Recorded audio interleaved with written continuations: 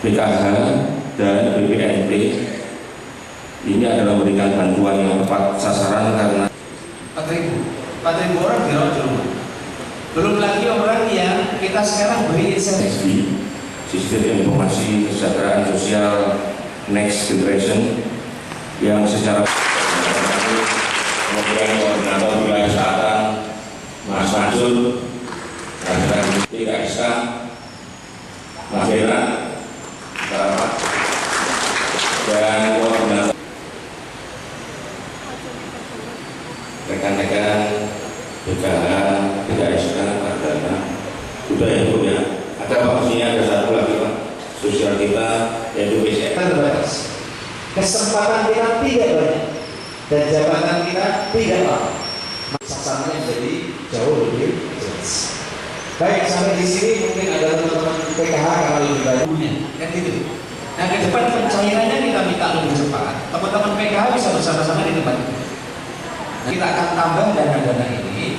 Saya sudah tidak ada kepentingan karena saya tidak bisa nyalon bupati lagi.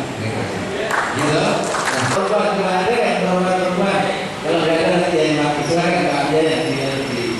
Untuk PKH yang perempuan, perlu tapi yang perempuan ya.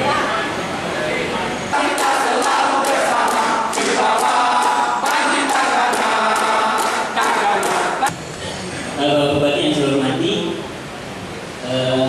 PKH itu sudah kita katakan bersama-sama. Terima kasih. Nama saya Ahmad Busairi. Seluruh anggota Kadana Taruna Siaka Bencana Kabupaten Bandung. Semangat pagi.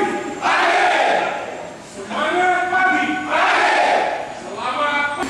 Nah, saya kira Pak Asisten ini ke depan harus kita sinergikan dengan teman-teman yang ada termasuk kita.